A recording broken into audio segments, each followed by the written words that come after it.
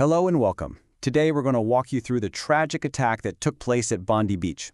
Our goal here is to give you a clear, factual account based on the official information that we have right now. First, let's just start with the hard numbers, because they really do tell the story. The human cost of this attack, it's just been devastating. 12 people have been confirmed dead. And it wasn't just the fatalities. Another 29 people were injured and had to be rushed to hospitals all across Sydney.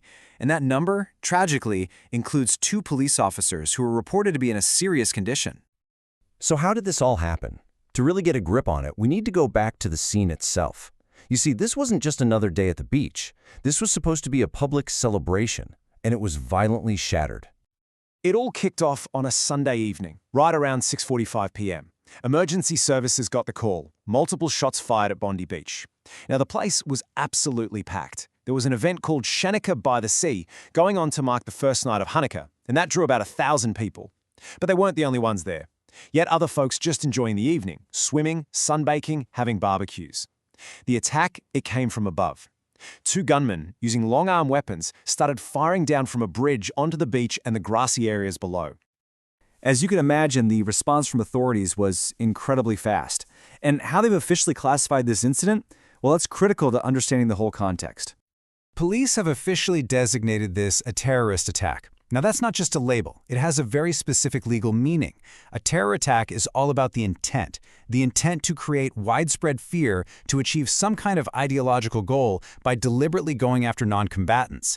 And that is exactly how authorities are framing what happened at Bondi. The New South Wales Premier, Chris Minns, confirmed that the attack was targeted at the Jewish community's event. His words really capture the horror of it all. What should have been a night of peace and joy has been shattered by this horrifying evil attack. So once it's classified as a terrorist attack, a massive investigation kicks into gear. Let's take a look at what the police have managed to uncover so far. Okay, here's what we know. One of the gunmen was shot dead right there at the scene. A second was seriously injured and is now in custody. Police have been conducting raids in western Sydney, in suburbs like Bonnyrigg, and this part is absolutely chilling. They found several improvised explosive devices, IEDs, in a car on Campbell Parade that had to be safely contained. Now here's one of the most difficult details to come out. One of the attackers was actually known to both the police and Ashio. But authorities have stated that this person was not assessed as an immediate threat, which just goes to show you the immense challenge of trying to preempt these things. With images and names flying around online, the NSW police commissioner had to come out and explicitly call for calm. He warned people against speculating or trying to take matters into their own hands, really stressing how vital it is to just let the police do their job without interference. But you know, in the middle of all this terror and tragedy, a story of just incredible bravery has also come to light. It's a story of a civilian's courage right in the face of chaos. And that hero has a name. He's been identified as Ahmed El Ahmed, a civilian who just happened to be at the beach when the attack started. His actions were frankly extraordinary. He saw what was happening, and instead of running away, which no one would have blamed him for, he approached one of the gunmen. He actually managed to wrestle the weapon away from the attacker, disarming him. It's an act that officials and other witnesses are crediting with preventing an even greater loss of life. Of course, an event like this doesn't just happen in a vacuum. To really grasp its significance, we kind of need to zoom out and look at the bigger picture for public safety here in Australia. This attack is now one of the deadliest mass shootings in Australia's history. Of course, the Port Arthur massacre in 1996, which led to sweeping gun law reform, remains the worst. But the sheer scale of the Bondi attack places it in a very dark chapter of our nation's history.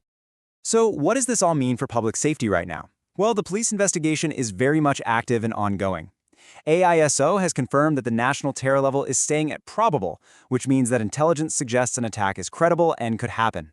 But, and this is a really important point, authorities have stated that at this stage there is no confirmed wider threat to the public.